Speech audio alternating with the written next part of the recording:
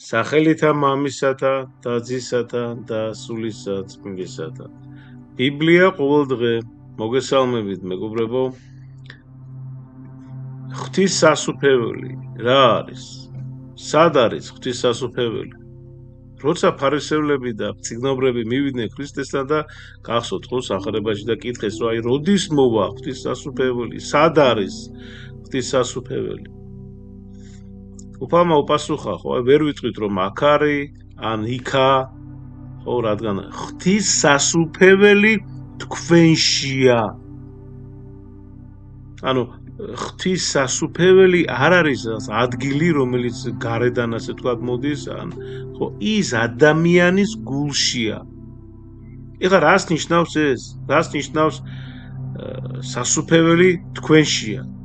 მეგობრებო, ეს ნიშნავს რომ ნამდვილი მშვიდობა, სიყვარული, თავდაბლობა, ბედნიერება, ხო, შიგნიდან იწყება, არა გარედან. ადამიანის გულში ორი რამ ცხოვრობს. პირველი, ეს არის ვნებები, რაც გვტანჯავს, და სიყვარული, რაც ღვთის სასუფეველია. პირველი, რას ნიშნავს ვნება? ვნება არის შინაგანი მდგომარეობა, რომელიც ადამიანს უღონოს, ესე ვთქვათ, გაღიზიანებულს და დათრგუნულს ხდის. ხო, აი მაგალითად, როცა გაბრაზებულები ვართ და ესე იგი ყველა, ესე იგი გვეზიზღება და ესე იგი პატარა რაღაცაზე, ესე იგი შეგვიძლია რომ ესე განვრისხდეთ, ვიყვიროთ, რაღაც ბილწ სიტყვაობთ, შევიგინოთ პირდაპირ ვიტყვი, ხო, აი ესა ვნება. რომ გშურს ვიტანჯებით. ესე იგი მე გოლფი მყავს და ესე იგი მეზობელს აგერ მერსედესი ყავს, თუ ჯიპი ყავს, თუ რა არ ვერკვევი კარგად მანქანებში, მანქანა, ნუ გასაგებია, ხო? იმას რო უკეთესი აქვს, ხო? აი ესეც ვნებაა. როცა გვტკივა რას ფიქრობენ ჩვენზე, რას ამბობენ, აბა აი რაღაცა, აბა გაბედოს და ვინმე ჩემზე რაღაცა თქვას, რაღაცა მითხრას ისე ცოტა ისე, არა რაღაცა აი რაღაცა გაბრაზებით კი არა, აი რაღაცა ოდნავ მაინც ისე არასწორად რო გითხრას, რაღაცა ცოტა გვაწყენიოთ, ჩვენ ხო გაუბრაზდებით, ჩვენ ესე იგი ჩვენზე ესე იგი მართალი და ჩემზე წმინდანი ვინ არის? არავინ არ არის. ესეც ვნებაა, რა თქმა უნდა, რა თქმა უნდა, სიამაყე და კიდე სხვა რაღაცეები არის, საშინელი და თქვათ კატასტროფა და მომაკვდინებელი ცოდვა, ხო, ეს სიამაყე. ანუ იმას ფიქრობს, იმას ვამბობ უბრალოდ რომ ჩვენ თავზე ხშირად ფიქრობთ, რომ ჩემზე კარგი არავინ არ არის. როცა მეგობარს რაიმე კარგი თქვათ მოუვა ასევე იგივე მანქანას იყიდის, ამ ბინას იყიდის, აი თქვათ უმას 5 ოთახიანი ბინა აქვს, მე ესე იგი 1 ოთახიანი და ანუ გული გვეწვება, ხო, ვიტანჯებით, ესე იგი ფიქრობ და ნუ ჩავიხოდოთ ყველა ჩვენ გულში. ეს ვნებაა, მეგობრებო. ხშირად ამას ვერ ვამჩნევთ ჩვენ, ან უფრო თქვათ გონია რომ ეს უკვე თავისთავად ასე უნდა იყოს, მაგრამ ეს რა თქმა უნდა ძალიან დიდი ცოდვაა. მეგობრებო, ვნებები გვართმევს შინაგან სიმშვიდეს. კიდევ ერთხელ ვიტყვი. ვნებები გვართმევს შინაგან სიმშვიდეს. ეხა იცით ხო ისტორიაში, აი რომ გადავხედოთ, რა ვიცი, მთელ კაცობრიობის ისტორიაში, აი რამდენი, ესე იგი ქალის გულისთვის, ესე იგი ომი, ხო, ეს ომები, ესე იგი ღალატი, მკვლელობა, შური, სიამაყე, წყენა, ეს ყველაფერი ვნებებიდან იწყება. ეხა მეორე რას ნიშნავს ღვთის სასუფეველი? ეხა ქრისტიანობა გვასწავლის, რომ ღმერთი არის სიყვარული და ასეც არის. როცა სიყვარულის, ესე ვთქვათ, ცეცხლი აინთება გულში, ადამიანი უკვე გრძნობს ღვთის სასუფეველს. აი მაგალითად ავიღოთ აი ესეთი რამ სიყვარულის მაგალითი, რომ რა თქმა უნდა ბევრი არსებობს და ჩვენ ვიცით და თვითონ ნუფალი ამბობს ქრისტე რომ არ არის იმაზე დიდი სიყვარული რომ ადამიანი ესე იგი თავს დადებს მოყავს ისათვის ან არ აქვს მნიშვნელობა ის გულისთვის და ესე იგი იმას გადაარჩეს და თვითონ ესე იგი თავს განწირავს ხო იმაზე დიდი სიყვარული არ არის ხო თვითონ ნუფალი ჩვენი იესო ქრისტე ბრძანებს ან სიტუაცია ავიღოთ აი თქვათ მიდის იქ ოჯახი და მოვლენ ესე იგი ადამიანები და ესე იგი 16 წლის გოგო მოითხოვენ რომ ესე იგი წაყვანოს ხო და დედა წინ ესე იგი ჩადგება და ეტყვის რომ მე წამიყვანეთ შვილს არ შეეხოთ ეს თავგანწირვა არის ხო ეს არის ნამდვილი ესე იგი მსხვერპლი სიყვარული რომელიც ადამიანს განადიდებს და ღმერთთან აახლოვებს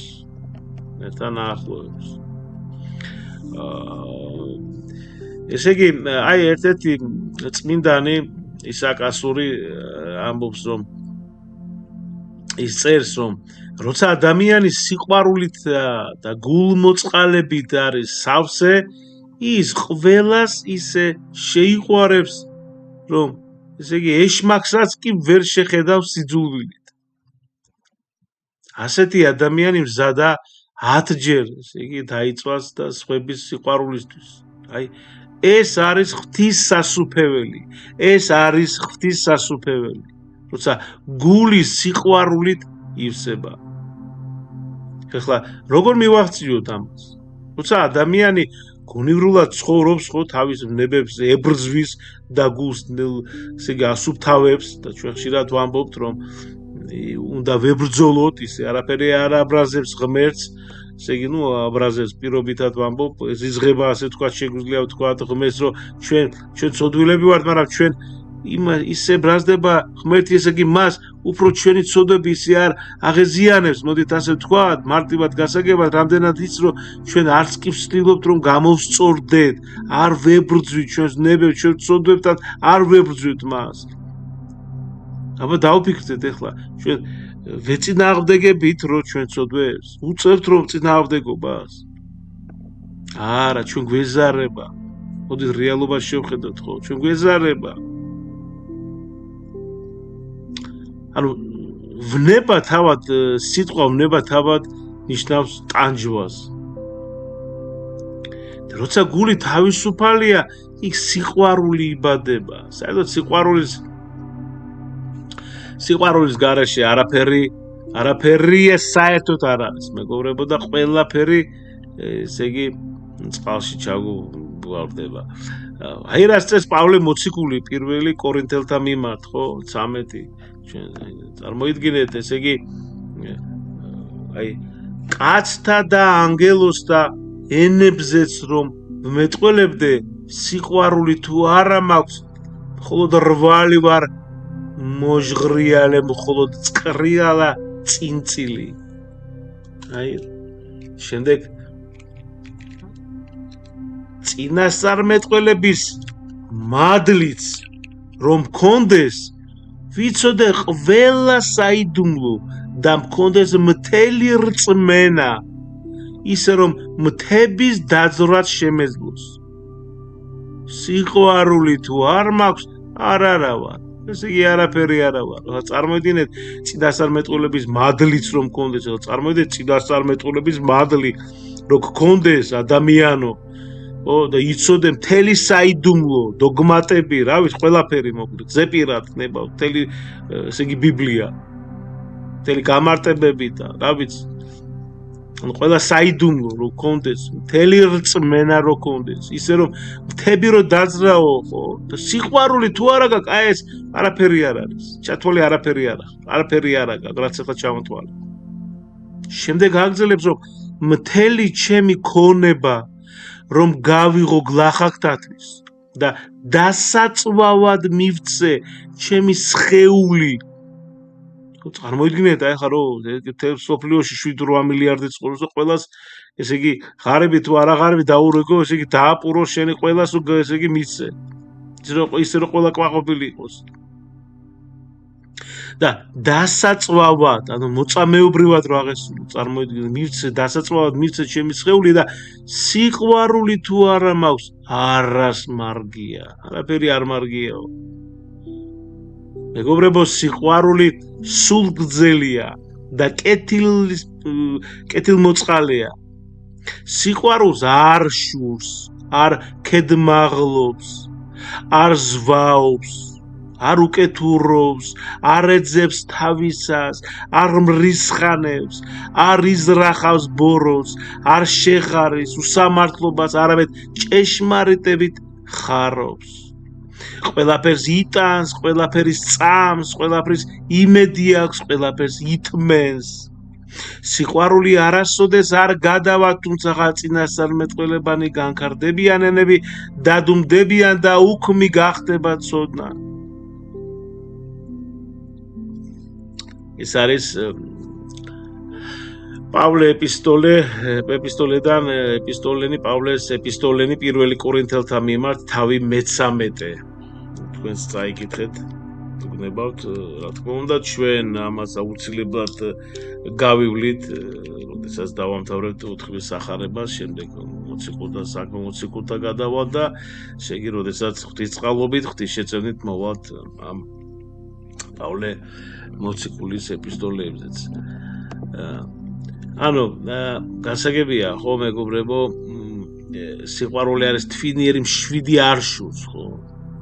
ანუ საბოლოო აზრი ეს ძალიან მოკლედ ახლა რა თქმა უნდა ეს ჩვენ ვისაუბროთ ამაზე და ნახეთ საბოლოო აზრი რა არის ვნებები ტანჯავს და გვართმევს ბედნიერებას. სიყვარული ყველაზე დიდი ღირებულება ღმერთის ნიჭია მეგობრებო.